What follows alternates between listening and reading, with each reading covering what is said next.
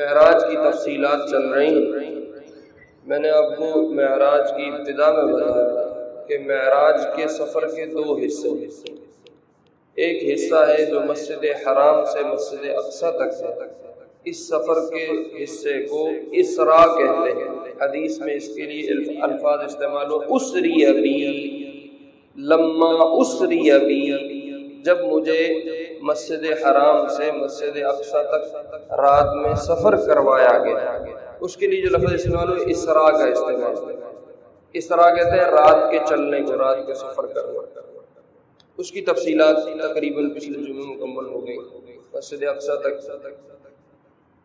مسجد اقصی سے جو سفر آسمانوں کا ہوا ہے اس کو حدیث میں معراج کہتے ہیں۔ معراج عربی میں کہتے ہیں سیڑھی کو، اوپر چڑھنے کے لیے جو چیز استعمال ہوتی ہے اس کو معراج کہتے ہیں۔ ہم اردو میں بھی کہتے ہیں عروج، زوال، فلاں قوم کو عروج مل گیا، فلاں قوم کو زوال ہو گیا، فلاں بندے پہ بڑا عروج آیا ہے، تو عروج کا مطلب بلند ہوا۔ تو معراج کہتے ہیں بلندی کی طرف لے جانے والی چیز۔ چونکہ حدیث میں بہت زیادہ یہ لفظ استعمال، لما عرج بی، لما عرج بی، آپ نے مسجد اقصی سے جو آسمانوں کا سفر ہے اس کے لیے جو لفظ استعمال فرمایا وہ عروج کا فرمایا، لما عرج بی، جب مجھے بلند کیا گیا، جب مجھے اوپر لے جایا گیا، اس سے پھر جو لفظ نکلتا ہے وہ معراج کا لفظ۔ تو اس سفر کا جو دوسرا حصہ ہے اس کو معراج کہتے ہیں کہ آپ علیہ السلام کو مسجد اقصی سے آسمانوں کی طرف سفر کروایا گیا۔ حدیث میں آپ فرماتے ہیں، سعید خدری رضی اللہ عنہ کی روایت، ابو سعید خدری کی، لما فرغت مما کان فی بیت المقدس، بیت المقدس میں جو میں نے نماز پڑھائی، جو انبیاء سے ملاقات ہوئی اور جو میں نے وہاں آیات وغیرہ دیکھی، جب میں ان سب سے فارغ ہو گیا، اتی بالمعراج، تو آپ فرماتے ہیں میرے لیے ایک سیڑھی لائی گئی۔ بعض علماء نے اس سیڑھی کی بھی تفصیل بیان کی ہے کہ یہ سبز رنگ کے زمرد کا ایک پتھر ہوتا ہے، اس کی تیار کی ہوئی۔ آپ نے اس کی تعبیر فرمائی، لم ارى شيئا قط احسن منه، میں نے اپنی زندگی میں اس سیڑھی سے خوبصورت کوئی چیز نہیں کی۔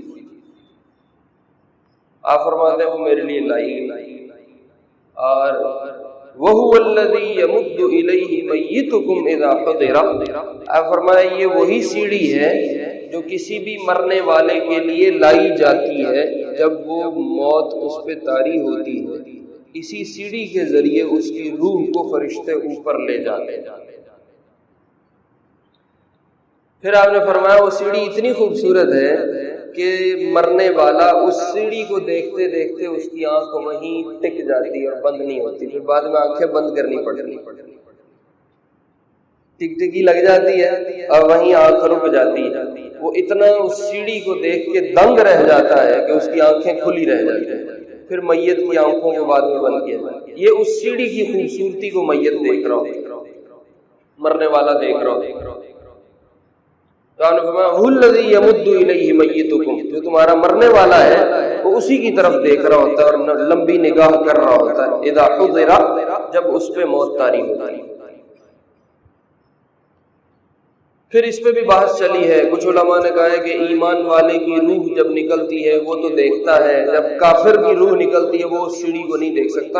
اس پہ بھی علماء نے ایک لمبی بحث کی، لیکن خلاصہ یہ ہے کہ اس سیڑھی کو مومن بھی دیکھتے ہیں، اس سیڑھی کو کافر بھی دیکھتے ہیں، اور اس سیڑھی کے ذریعے ہی ان کی روحیں اوپر فرشتے لے کے جاتے ہیں۔ لیکن یہ ہوتا ہے کہ ایمان والے کی جب روح اوپر جاتی ہے تو اس کے لیے دروازے کھول دیے جاتے ہیں اور روح آسمانوں تک لے جا کے عرش پہ سجدہ کرتی ہے، عرش کے سامنے سجدہ ریز ہوتی ہے ایمان والے کی۔ لیکن کافر کی روح کے لیے آسمان کے دروازے نہیں کھلتے اور اس کو اوپر سے زمین پہ پٹخا جاتا ہے، جس سے وہ ندامت اور شرمندگی اور اس کے ساتھ زمین پہ آگے گرتی ہے، اور اس روح کے لیے آسمان کے دروازوں کو نہیں کھولا جاتا۔ لیکن اس سیڑھی کو ایمان والے کی روح بھی دیکھتی ہے اور کافر کی روح بھی دیکھتی ہے۔ خیر یہ ایک بحث ہے، اب اس طرف جانا مقصود نہیں ہے۔ آپ نے فرمایا وہ سیڑھی لائی گئی، اسعدنی فیہ صاحبی، میرے ساتھ جو میرا ساتھی تھا جبریل، اس نے مجھے اس سیڑھی میں کھڑا کر دیا، اس سیڑھی پہ چڑھا دیا۔ ثم عرج بی الی باب من ابواب السماء یقال له حفظہ۔ تا فرماتے ہیں کہ اس سیڑھی پر مجھے پھر اوپر چڑھایا گیا، یہاں تک کہ میں آسمان کے دروازوں میں سے ایک دروازے پہ پہنچا، اور اس دروازے کا نام تھا حفظہ، باب الحفظہ۔ باب عربی میں کہتے ہیں دروازے کو، حفظہ فرشتوں کو کہتے ہیں۔ باب الحفظہ کا مطلب جو حفاظتی فرشتے ہیں ان کا ایک گیٹ ہے، ایک دروازہ ہے آسمان دنیا میں۔ آپ فرماتے ہیں اس سیڑھی کے ذریعے میں اس دروازے تک پہنچا۔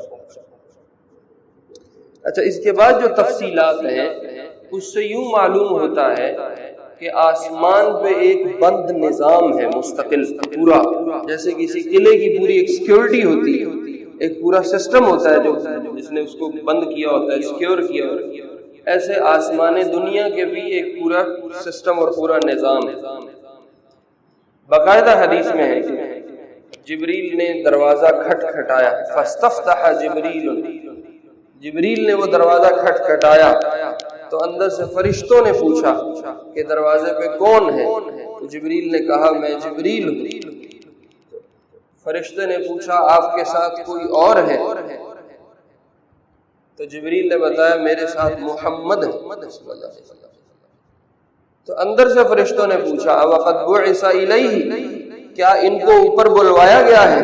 تو جبریل نے کہا ہاں ان کو بلوایا گیا ہے۔ اس پہ اس فرشتے نے وہ دروازہ کھولا۔ اس سے پتہ چلتا ہے کہ پورا ایک منظم مرتب نظام ہے، ایسے نہیں کہ جو مرضی اوپر آئے جائے، اور جیسے جنات اور شیاطین کی آپ کی آمد سے پہلے موج تھی، جب مرضی اوپر چڑھ جاتے تھے، جب مرضی اتر آتے تھے۔ آپ کی آمد کے بعد ایک پوری ترتیب بنا دی۔ تو آپ فرماتے ہیں پھر دروازہ کھلا، میں اور جبریل ہم اس دروازے سے اندر داخل ہوئے تو میری جس شخص سے ملاقات ہوئی وہ بڑے خوبصورت انسان تھا، بڑی خوبصورت حیت کے مالک تھے۔ تو جبریل نے مجھے کہا کہ آگے ہو کے ان سے سلام، تو میں نے آگے بڑھ کے ان سے سلام لیا۔ جبریل نے پوچھا آپ انہیں جانتے ہیں یہ کون ہے؟ تو آپ نے فرمایا مجھے علم نہیں۔ کہا یہ آپ کے والد آدم علیہ السلام۔ تو پھر آدم نے کہا مرحبا بالابن الصالح والنبی الصالح، خوش آمدید ہو میرے نیک بیٹے کے لیے اور ایک بہترین نبی کے لیے۔ ان کو مرحبا کیا، ویلکم۔ پھر حضرت آدم سے ملاقات کے بعد آپ فرماتے ہیں کہ ہم اور اوپر گئے دوسرے آسمان سے، تو جبریل نے پھر کھٹکھٹایا، پھر وہی سوال و جواب ہوئے، دروازہ کھل گیا۔ پھر ہم اوپر گئے تو میری وہاں دو خالہ زاد بھائیوں سے ملاقات ہوئی جو عیسیٰ ہیں اور یحییٰ ہیں علیہم السلام۔ یہ دونوں خالہ زاد ہیں، آپس میں رشتہ ان کا خالہ زاد ہوتا ہے۔ ان دو سے ملاقات ہوئی۔ پھر آپ فرماتے ہیں میں اور اوپر گیا، تیسرا آسمان ہمارے لیے وہی کھٹکھٹانے کے بعد کھولا گیا تو وہاں یوسف سے ملاقات ہوئی علیہ السلام۔ فَإِذَا عَلَيْهِ شَطْرٌ مِّنَ الْحُسْنِ، آپ فرماتے ہیں کہ حسن واقعی یوسف میں بہت زیادہ تھا۔ اس کو دیکھنے کے بعد مجھے سمجھ میں آئی کہ یوسف کو اللہ نے بہت حسن دیا۔ پھر آپ فرماتے ہیں چوتھا آسمان، وہاں میری ہارون سے ملاقات ہوئی، ادریس سے ملاقات ہوئی علیہ السلام۔ پھر پانچویں آسمان پہ ہارون علیہ السلام سے ملاقات ہوئی جو حضرت موسیٰ کے بھائی ہیں، اور موسیٰ کے کہنے پہ ان کو نبی بنایا گیا۔ اور چھٹے آسمان پہ موسیٰ علیہ السلام سے ملاقات ہوئی، اور ساتویں آسمان پہ آپ فرماتے ہیں جب میں پہنچا تو جبریل نے مجھے بتایا کہ سامنے دیوار کے ساتھ ایک بزرگ بیٹھے، سفید ریش ہیں، بابا جی کا، ان سے جا کے مصافحہ کی۔ تو آپ فرماتے ہیں میں آگے بڑھا، میں نے جا کے ان سے مصافحہ کیا۔ جبریل نے تعارف کروایا کہ یہ آپ کے والد ابراہیم علیہ السلام۔ تو ابراہیم نے بھی انہی الفاظ کے ساتھ خوش آمدید کہا جن الفاظ کے ساتھ آدم نے کہا تھا، مرحبا بالابن الصالح والنبی الصالح، میرے نیک بیٹے کو خوش آمدید ہو، میرے مبارک بیٹے کو خوش آمدید۔ تو علماء نے لکھا ہے کہ دونوں جگہ جبریل نے مصافحہ کروایا ہے، باقی جگہوں پہ مصافحہ نہیں کروایا، ویسے ہی ملاقات ہوئی ہے۔ اس میں اس طرف اشارہ ہے کہ چھوٹے چل کے بڑوں کے پاس جاتے ہیں، بڑے چل کے چھوٹوں کے پاس نہیں جاتے۔ چھوٹوں کا کام ہے اٹھ کے بڑوں سے ملاقات کریں، مصافحہ کریں، بڑوں کا کام نہیں ہے کہ وہ اٹھ کے چھوٹوں کے لیے کھڑے ہوں اور ان کے استقبال کے لیے آگے بڑھیں۔ چونکہ نسبتاً یہ دونوں باپ ہیں، دادے ہیں، اور آپ ان کی نسبت میں اولاد بنتے ہیں، اس لیے ان کو بٹھایا گیا اور آپ کو بھیجا گیا جا کے مصافحہ۔ رتبے میں اگرچہ آپ کا مقام باقی تمام انبیاء سے بڑا ہے، لیکن رشتے کے لحاظ سے چونکہ وہ بڑے تھے اس لیے ان کا اکرام احترام کروایا۔ اس کے بعد آپ فرماتے ہیں جب 7ویں آسمان پہ میری ابراہیم سے ملاقات ہوئی تو میں نے دیکھا وہ ایک دیوار کے ساتھ ٹیک لگائے بیٹھے، اور یہ دیوار بیت المعمور کی دیوار تھی۔ نیچے انسانوں کے لیے اللہ نے جو ایک گھر بنایا ہے جس کی طرف رخ کر کے عبادت کی جاتی ہے وہ بیت اللہ ہے، جس کو ہم کعبہ کہتے ہیں۔ بالکل اسی کی سیدھ میں 7ویں آسمان تک آسمانوں میں بھی ایک کعبہ ہے جو فرشتوں کی عبادت کے لیے بنایا گیا ہے، اور اس کو بیت المعمور کہتے ہیں۔ حدیث میں یہاں تک ہے اگر بیت المعمور کہیں گرے، نیچے زمین پہ آئے تو بالکل آ کے کعبے کے اوپر فٹ ہو جائے، بالکل اس کی سیدھ میں اوپر 7ویں آسمان تک یہ بیت المعمور۔ جیسے انسان بیت اللہ کو رخ کرتے ہیں عبادت کے وقت، فرشتے عبادت کے وقت بیت المعمور کی طرف رخ کرتے ہیں۔ آپ فرمائیں یدخلہ 70,000 ملک، روزانہ 70,000 فرشتے اس کا طواف کرتے ہیں، اور اتنی کثرت ہے فرشتوں کی آسمان پہ کہ ایک دفعہ جن فرشتوں کی باری آ جاتی ہے دوبارہ قیامت تک ان کی باری نہیں آتی۔ اس گھر کے ساتھ ابراہیم ٹیک لگا کے بیٹھے، مسنداً ظہرہ الی بیت المعمور، ابراہیم اپنی کمر کو یوں ٹیکے ہوئے اس دیوار کے ساتھ بیٹھے۔ پھر آپ فرماتے ہیں مجھے یہاں سے اور اوپر لے جایا گیا، یہاں تک کہ میں سدرۃ المنتہا کو پہنچا۔ سدرہ عربی میں بیری کے درخت کو کہتے ہیں، اور منتہا عربی میں کہتے ہیں بالکل اینڈ پوائنٹ کو، جو آخری جگہ ہو۔ یہ وہ مقام ہے، یہ وہ جگہ ہے، زمینی جتنی چیزیں اوپر جاتی ہیں وہ اس مقام پہ جا کے رک جاتی ہیں، اس سے اوپر نہیں جاتی، اور آسمانی یا اللہ کی طرف سے جو امور نیچے آتے ہیں وہ یا جو احکام اترتے ہیں یا جو امور آتے ہیں ان کی انتہا پہلے سدرۃ المنتہا پہ ہوتی ہے اور پھر اس سے آگے اس کو فرشتے لے کے آگے آتے ہیں۔ یہ بالکل اینڈ پوائنٹ ہے، اوپر سے نیچے کے لیے بھی، نیچے سے اوپر کے لیے۔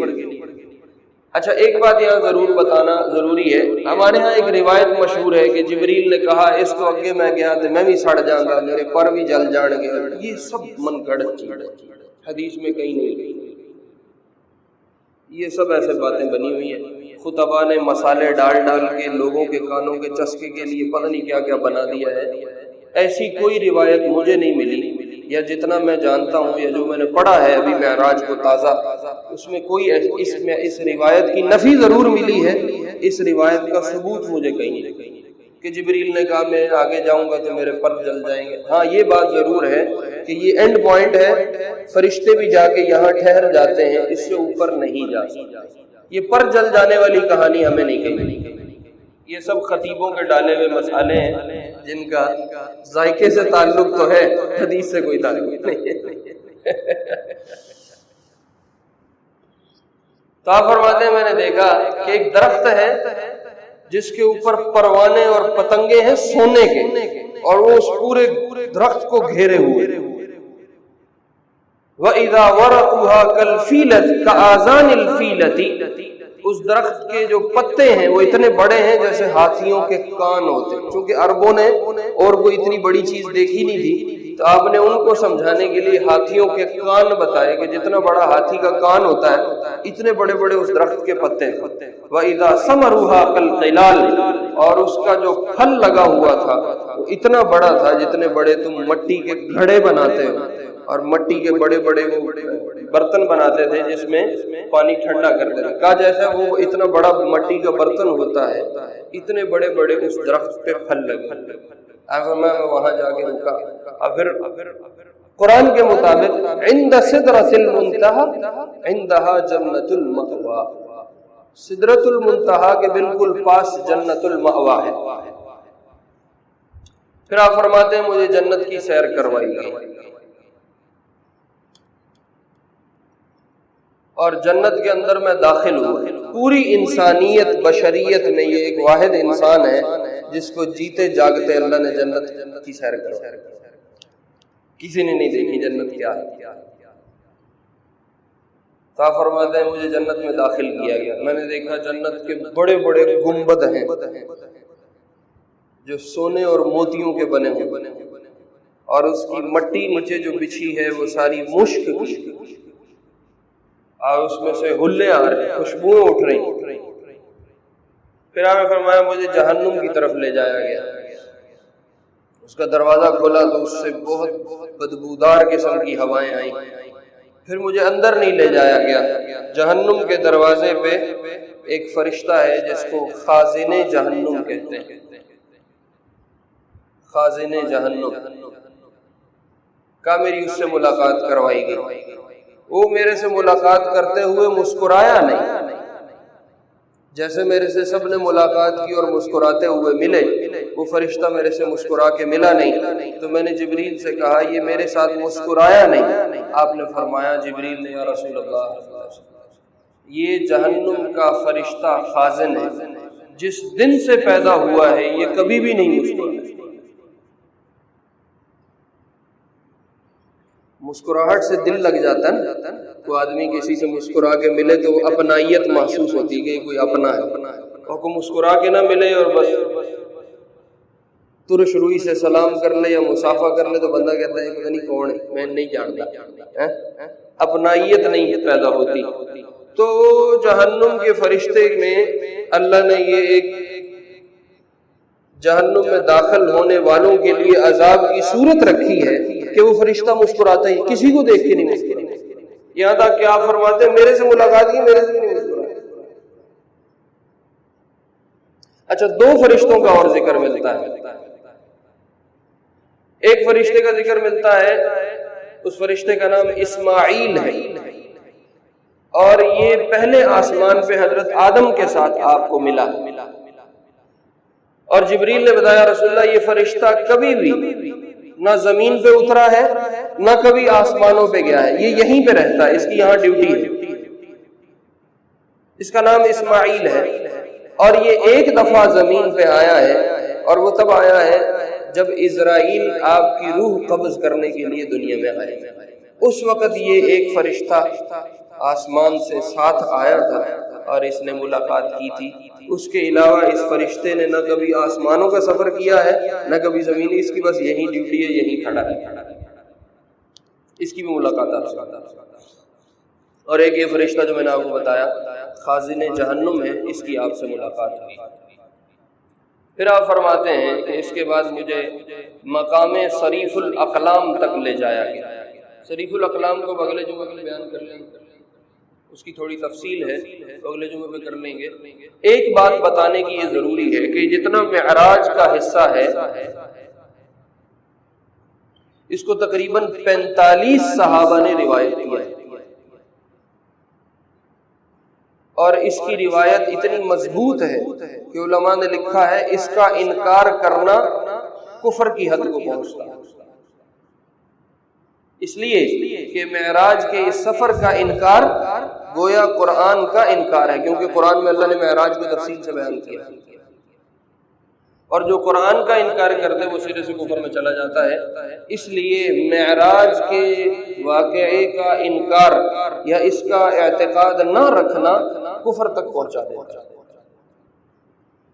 بعض امت کا ایک طبقہ ہے جس نے یہ کہا ہے کہ یہ سب خواب میں ہوا تھا، یہ بس آپ نے خواب دیکھا ہے، مکے میں ہی تھے، آپ کو کوئی سفر شفر نہیں ہوا، نہ آپ کے جسم کو کہیں لے جایا گیا ہے نہ آپ کی روح کو کہیں لے جایا گیا ہے، بس خواب تھی، آپ نے مکے میں ہی اپنے بستر پہ دیکھی ہے اور اسی کو ہم معراج کہتے ہیں. نہیں، یہ بات غلط ہے.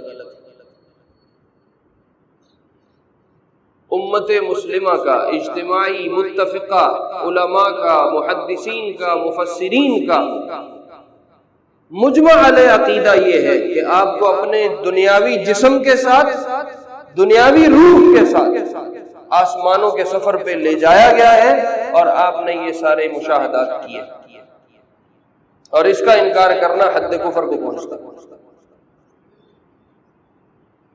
क्योंकि देखें, इसकी एक बेहतरीन और मजबूत दलील जो अकल भी समझ भी आती है, अकल में जो आती है, वो ये है कि जब आपने आके मेराज का किस्सा मक्के में सुनाया तो उस पे जो रद्द अमल आया वो रद्द अमल बड़ा मुख्तलिफ था।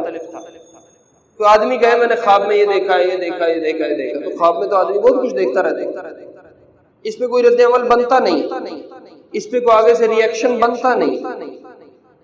काफिरों ने इस पे आपका कितना मजाक उड़ा, कितना झुटलाया कि नहीं ये सब ऐसे झूठ बोल रहे, क्या दलील है आपके पास? फिर आपने दलील पे किससे सुनाए, मैंने सफर में इसको देखा, इसको देखा, इसको देखा। फिर वो लोग जब मक्के आए तो काफिरों ने पूछा क्या तुम्हारे पास तो ऐसा हुआ? उन्होंने कहा बिल्कुल। ये इस बात की दलील है कि ख्वाब नहीं था, आपने खुद सफर फरमाया। यहां तक कि कुछ कमजोर जो नए नए मुसलमान थे, आपने जब आके मेराज का किस्सा सुना, उन्होंने कहा नहीं हम ये नहीं मान सकते, तो पता नहीं कोई नई कहानी। उन्होंने इस्लाम छोड़ दिया, वो वापस कुफर में चले गए। ये खुद बात बताती है, ये रिएक्शन बताता है, ये रद्द अमल बताता है कि ये ख्वाब की कहानी नहीं थी जो आपने सुनाई। ये इसलिए ताज्जुब खेज था और इसलिए लोगों को हैरान कर देने वाली बात थी कि आपको जिस्म के साथ ये सारा सफर करवाया गया। कितना रह गए? एक मकाम और कर लेते हैं, बाकी अगले जुमे कर लेते। आप फरमाते सिदरतुल मुंतहा से ऊपर मुझे शरीफुल अकलाम एक जगह है, वहां ले जाया गया। अब तो खत्म हो गई, नौजवान नस्ल आ गई है, अब तो ये तख्तियां ना जानते हैं ना लिखते हैं। हमने अपने टाइम पे तख्तियां लिखी हैं। वो काने की एक कलम बनती थी, उसको छील के उसमें एक कट लगा के उसको स्याही से फिर हम लिखते थे। जब वो कलम कागज पे या तख्ती पे चलती है, उससे एक आवाज पैदा होती है, उस आवाज को अरबी जबान में शरीफ कहते हैं। तो आप फरमाते हैं मुझे एक ऐसे मकाम पे पहुंचाया गया जहां वो शरीफ की आवाज आ रही, कुछ कलम चलने की आवाजें आ रही। ये वो मकाम था जहां फरिश्ते बैठ के लोहे महफूज से फैसलों को, तकदीर को और कज़ा को लेते हैं और उसको अपनी अपनी डायरी और अपनी अपनी बुक और अपनी अपनी कॉपी पे लिखते हैं। फिर उसके मुताबिक दुनिया में वो निज़ाम चलता है। मिसाल के तौर पे लोहे महफूज से आ गया इस साल इतने लाख लोग मर जाएंगे, तो अब वो जिन्होंने उसकी रूह कब्ज करनी है वो उसका रिकॉर्ड लिख रहे हैं कि आगे अब इस साल हमने फला फला की बारी लगानी। तो ये वो फरिश्तों का एक वो मरकज है जहां बैठ के वो ऊपर से अहकाम लेते हैं और उसको अपने पास महफूज करते हैं। तो आप फरमाते हैं वहां मुझे कलम चलने की आवाजें आ रही हैं। यहाँ एक तकदीर का मसला है, उसको हम अगले जुमे में इंशाल्लाह बयान कर लेंगे कि तकदीर क्या होती है और कज़ा में क्या लिखा हुआ होता है, और आगे फरिश्ते हम क्या बैठ के लिख रहे थे और कॉपी पे क्या आगे उतार के आगे उसको चला रहे हैं। ये तकदीर से मुताल्लिक एक बहस है, कुछ इसको इख्तिसार के साथ इंशाल्लाह अगले जुमे कर लेंगे। अल्लाह रब्बुल इज्जत हमें अपना दीन समझ